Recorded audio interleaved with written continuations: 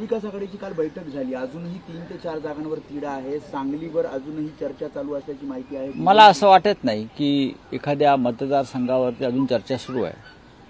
काल नक्कीच आम्ही माननीय शरद पवार साहेब, माननीय बाळासाहेब थोरात, माननीय नाना पटोलेजी, आम्ही स्वतः शिवसेनेचे लोक उपस्थित होतो कालच्या एका बैठकीला।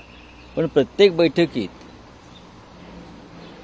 जागा वाटपावर चर्चा होते असं सांगणं चुकीचं आहे, कारण जागा वाटपाची चर्चा तशी संपलेली आहे।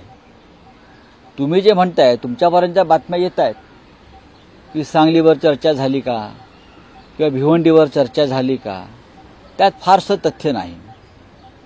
भिवंडीबाबतचा निर्णय जो आहे हा काँग्रेस आणि राष्ट्रवादी काँग्रेसमधला आहे आणि माझ्या माहितीप्रमाणे भिवंडी राष्ट्रवादी काँग्रेस लढणार आहे।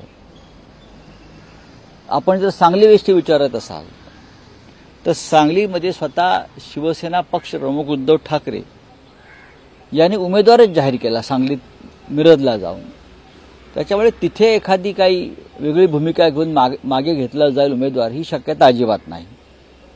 अर्थात काल चर्चा थोडीफार झाली की यातून आता काय मार्ग काढायचा, आणि त्यातून मार्ग निघालेला आहे आणि तो मार्ग काय आहे याबाबत तुम्हाला, आणि तो मार्ग काय आहे आम्ही दिल्लीत काँग्रेसच्या हायकमांडशी आम्ही चर्चाही केली। उमेदवार मागे घेणार नाही, उमेदवार मागे घेतला जाणार नाही।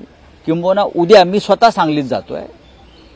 उद्या मी आणि शिवसेनेचं एक मुंबईतली टीम, ज्याच्यामध्ये आम्ही समन्वयक म्हणून तिथे निवडणूक समन्वयक म्हणून आदित्य शिरोडकर जे आहेत त्यांना नेमलंय, आणि मुंबई पुण्यातली आमची जी टीम आहे ती सांगलीत जाऊन ठाण मांडून बसणार आहे। तर उद्या मी स्वतः सांगलीला जातोय आणि पुढले 3 ते 4 दिवस मी पूर्ण सांगली प्रत्येक विधानसभा मतदारसंघात जाणार आहे। शिवसेनेचे कार्यकर्ते तर आहेच, पण महाविकास आघाडीच्या सर्व प्रमुख नेत्यांना मी भेटणार आहे।